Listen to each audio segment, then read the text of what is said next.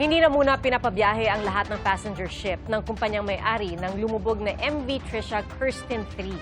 10 ang nawawala pa rin sa trahedya pero wala sa listahan ang ilang hinahanap na sakay rin daw ng lumubog na barko. At mula sa Zamboanga City, saksi live si Jonathan Andan. Jonathan? Pia, nakarating na dito sa Zamboanga City ngayong gabi yung remotely operated vehicle, ROV, pati po yung ilang technical divers na sisisid po bukas sa dagat ng Basilan kung saan po lumubog yung Roro. Sa ngayon, Pia, pareho pa rin ang numero. 316 ang na-rescue, 18 ang patay at 10 pa ang nawawala.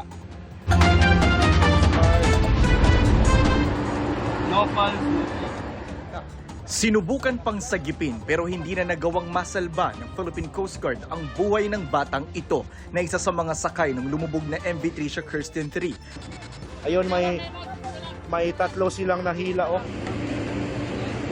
Ilang saglit lang dumating ang isa pang bangkang lulan ang mga nahanap na pasahero sa pag-asang masasagip pa ang ilan sa kanila. Ayon sa Philippine Coast Guard, 18 ang nasawi sa trahedya at may 10 pang hinahanap. Ang kaanak na ibang nawawala pa umaasang makikita rin ang kanilang mahal sa buhay.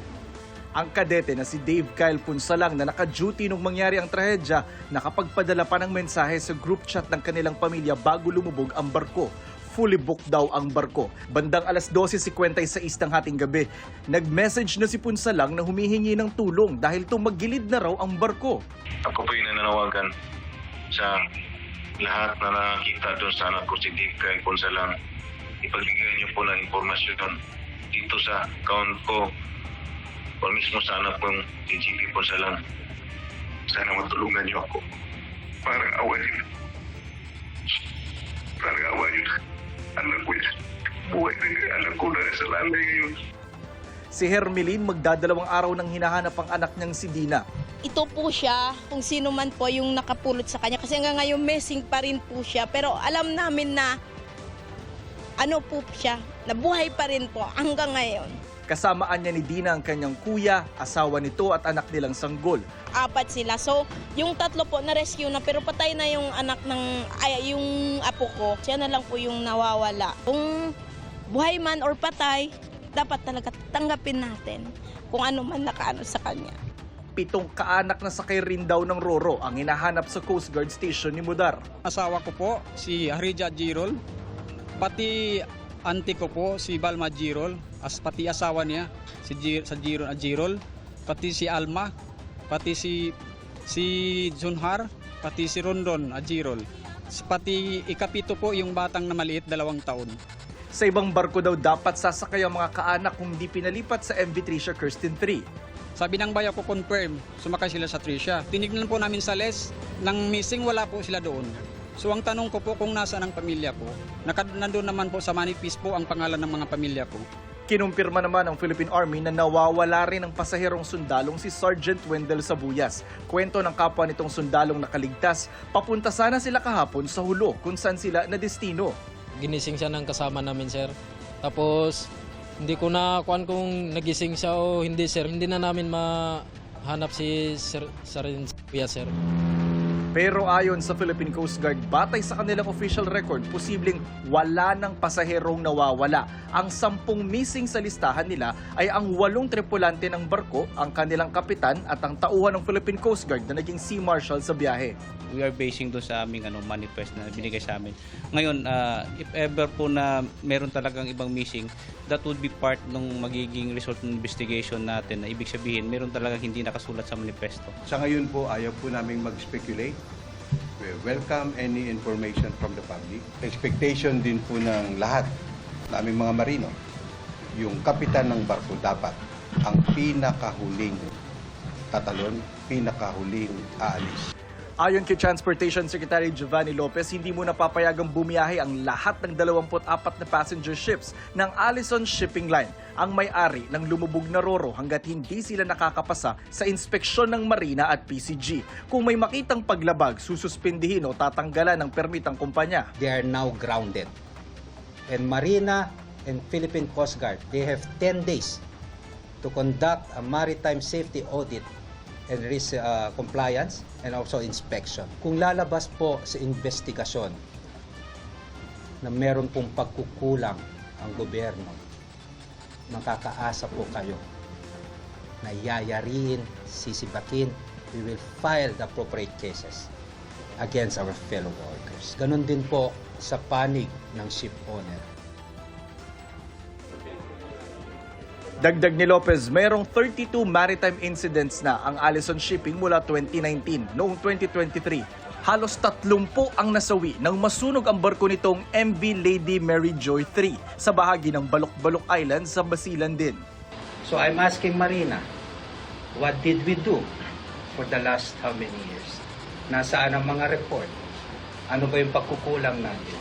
Ayon sa mayor ng Zamboanga City na isang dating kapitan ng barko at asawa ng isa sa mga may-ari ng Allison Shipping Lines, ang paglubog ng MV Tricia Kirsten 3 ay posibleng dahil sa napigtas na lashing o yung bakal na tali na kumukontrol sa galaw ng karga ng roro. Siguro yung lashing materials hindi kinayanan, baka mabigat yung truck, baka overcapacity.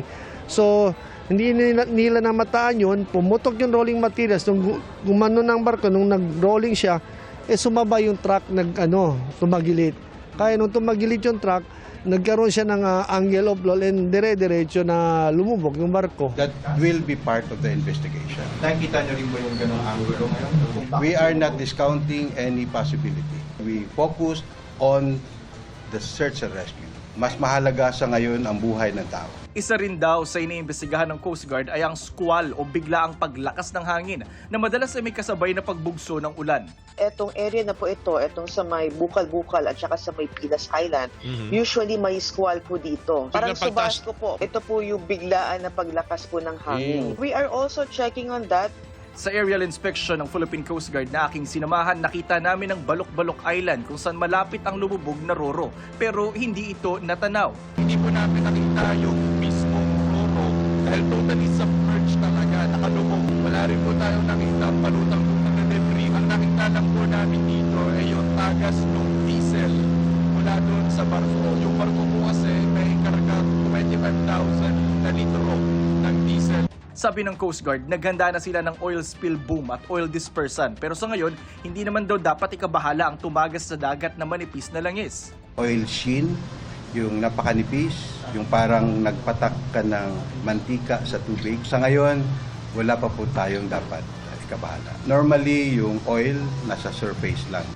Bukod sa paglubog ng barko sa Basilan, naging sunod-sunod din ang mga insidenteng kinasangkutan ng mga sasakyang pandagat. Dahil dito, kaya ipinag-utos ng DOTR ang malalimang investigasyon. 10 araw ang ibinigay ng DOTR sa Marine at Philippine Coast Guard para magsagawa ng comprehensive safety audit at inspection. We're not just addressing the issue of Allison, this particular incident, but we're also addressing the issue of enforcement, regulation, and policy. Maglalabas kami in the next few days ng department order, circular, to make sure that incident like this will never happen again, or we minimize it in the sense na kung talagang act of God siya or whatever. Rerepasuhin din ng mismong polisiya ng pagsusuri at pagsigurong seaworthy ang mga barko. Ayon sa Marina, isa sa mga posibleng isulong na amyenda sa polisiya ang mas masusing risk assessment sa kada barko sa halip na kada kumpanya. We should be able to determine the risk level ng isang barko. High risk, low risk or moderate or low risk. Pia, nakatenga ngayon dito sa pantalan ng Zamboanga yung ilang barko ng Allison Shipping Lines. Lalo po yung biyahe po ng Basilan at Hulo kasi nga grounded yung mga passenger ships nila. Ang problema, sabi ng mga nakusap nating port police, may mga pasahero na po na hindi nakabiyahe kanina doon sa kanilang destinasyon. Tapos yung iba naman doon sa Basilan, napagastos pa kasi imbes na barko, pump boat yung sinakyan nila. Kasi nga po yung mga barko ng shipping lines na dapat sasalo doon sa mga apektadong pasahero, mabilis na fully booked. Yan muna ang latest mula dito sa Zamboanga City. Para sa GMA Integrated News, ako po si Jonathan Nandal, ang inyong saksi. Pag-uusapan ng legal team ni dating Pangulong Rodrigo Duterte ang mga susunod nitong hakbang kasunod ng desisyon ng International Criminal Court Pretrial Chamber 1 na nagsasabing fit o nasa maayos na kalagayan ang dating Pangulo para lumahok sa mga pagdinig. Ito po ay ayon kay Vice President Sara Duterte na nasa The Hague nang lumabas ang desisyon. Nagkita din kami ng kanyang abogado doon sa loob, pero maikli lang yung oras. Pero bukas at sa susunod na mga araw ay meron kaming mga meeting. Ako pala, meron ako mga meeting na kasama kanya legal. Ang sabi na abogado ni Duterte na si Attorney Nicholas Kaufman, dismayado sila sa naging desisyon ng ICC Pretrial Chamber 1. Hindi raw nabigyan ang depensa ng pagkakataon na maglatag ng sarili nilang medical evidence at makwestiyon sa korte ang salungat na findings ng mga professional na pinili ng mga huwes. Iapila raw ng depensa ang desisyon at igigiit na hindi nabigyan ng due process ang dating Pangulo. Kinatuwa naman na abogado ng mga biktima ng kampanya kontra droga ng Administrasyong Duterte ang desisyon. Ay kay Attorney Cristina Conti, wala nang hadlang sa pagdinig. Pero paglilinaw niya, pagdinig pa lang ito sa confirmation of charges at hindi pa yung mismong paglilitis. Nailabas na nila halos lahat ng alas nila. Kaya sa ngayon, wala na tayong nakikitang malaking balakid sa February 23. Kahit pa iapela ang desisyon at kahit pa nasa appeals chamber pa yung jurisdiction challenge kasi wala nang ibang issue na pending sa kanya. Lungsod ng Tabaco sa Albay, isinailalim sa state of calamity dahil sa patuloy na pag-aalboroto ng Bulkang Mayon. Dahil dito, magagamit ng lungsod ang Quick Response Fund at mapapabilis na rin ang disaster response operations sa mga apektadong komunidad. Halos 500 pamilya o mahigit 1,000 individual ang lumikas sa Tabaco City dahil sa aktibidad ng Bulkang Mayon. Ito ang pinakamataas na bilang ng mga pamilyang lumikas sa buong probinsya ng Albay. Suspect sa pang-hold up at panggugulpi sa isang Japanese national sa Parañaque noong weekend, arestado na. Lumabas sa investigasyon na isang tindero ng pinya ang suspect. Na-recover ng pulisya ang mga kagamitan ng dayuhan maliban sa ninakaw na pera. Hindi pa tukoy ang motibo ng krimen. Maharap sa patong-patong na reklamo ang suspect na wala pang pahayag. Para sa GMA Integrated News, ako si Ian Cruz, ang inyong saksi. Posibleng ipatawag ng House Committee on Justice si Pangulong Bongbong Marcos kapag umabot sa pagdinig nila ang inihaing mga impeachment complaint laban sa Pangulo. Saksi si Chino Gaston. Ang impeachment complaint laban kay Pangulong Bongbong Marcos na inihain ng abogadong si Andre De Jesus at ang ikalawang reklamo ni Teddy Casino, Liza Maza, Renato Reyes at iba pang individual, pagsasamahin ng House Committee on Justice at tatalakayin para matukoy kung sufficient in form and substance. Sisimulan yan sa Lunes at 2 ng Pebrero. Kung sufficient in form and substance, isasagawa na ang hearing kung saan ipapatawag ang mga complainant, mga witness at si Pangulong Marcos na tumatayong respondent.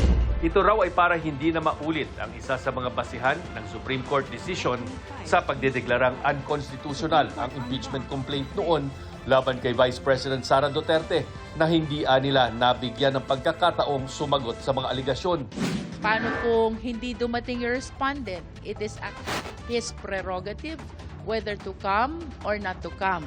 Because just like any other respondent, this participation during the hearing is part of the right to due process. Mahalaga din na sagutin niya para maliwanagan ng taong bayan dahil nakikita ko dun sa pinakamahalagang sagutin niya yung allegations ng Makabayan Black na talagang nagkaroon ng problema yung 2023, 2024, and 2025 national budget. Hindi kasama ang reklamo sana ni na dating Congressman Mike Defensor at Attorney Ferdinand Topacio na dinala noong January 22 pero hindi tinanggap dahil wala ang Secretary General. Dinala rin yan kahapon pero walang kongresistang gustong mag-endorso dahil tinakot umano ayon sa grupo. Alinsunod sa konstitusyon, may 6 na pong session days ang Justice Committee para tukuyin kung may probable cause o matibay na basihan para ituloy ang impeachment. Wala pang tugon ng Malacanang kung dadalo si Pangulong Marcos sakaling ipatawag ng Justice Committee. Pero handaan nila ang Pangulo na makipagtulungan at magsumiti ng mga dokumento kung kailangan. Iginagalang daw ng Pangulo ang proseso ng impeachment at ang trabaho ng Kongreso. Pero muling idiniin ng palasyo na hindi lang ang Pangulo ang apektado nito. Hindi lang ang Pangulo maapektuhan, kundi mismo ang bansa at ang ekonomiya. Suportado naman ng palasyo ang desisyon ni House Majority Leader Sandro Marcos na hindi lumahok sa anumang diskusyon o debate kaugnay ng impeachment laban sa kanyang ama dahil nai-refer na sa Justice Committee ang dalawang reklamo. Para sa ilang eksperto, may tuturing ng initiated o nasimulan ang impeachment complaint laban sa Pangulo. Ang probisyon sa konstitusyon, isang beses lang maaring magpasimula ng impeachment proceeding laban sa mga impeachable official tulad ng Pangulo sa loob ng 1 taon. Ayon kay dating Supreme Court Associate Justice Adolf Azcuna na isa sa mga nagbalangkas ng 1987 Constitution. Bagaman wala silang isinulat sa konstitusyon kung kailan nagsisimula ang 1-year ban, ang pag-refer daw sa House Committee ay simula na ng pagtakbo ng 1-year ban. Allow the House to adopt rules to implement the decision. Na-initiate na kagabi yung impeachment proceedings against the President by the referral to the Committee of Two Complaints. So that starts the ban, the 1-year ban already. So any further complaint has to be filed initiated after 1 year from yesterday. Pero para kay Professor Paulo Tamase na nagtuturo ng konstitusyon sa UP College of Law, tila lumabo raw ito nang maglabas ang Korte Suprema ng desisyon tungkol sa tangkang impeachment laban kay Vice President Sara Duterte. Ang indication ng Korte Suprema doon ay nagsisimula ang 1-year bar rule mula sa dismissal ng kaso ng impeachment. Based lang sa desisyon ng Supreme Court, hindi pa siya nagsisimula. Dahil diyan, tingin ni Tamase, walang kasiguraduhan kung pwede pang may humabol na maghain ng impeachment complaint. Hindi natin alam ngayon na na-initiate na nga yung kaso ng impeachment laban kay Pangulong Marcos kung meron pang pwedeng humabol dahil hindi pa naman nagsisimula yung 1-year bar rule kung titingin tayo sa dismissal. So may ganun na puwang ngayon o gap. Dismissal doesn't initiate it. Dismissal ends it.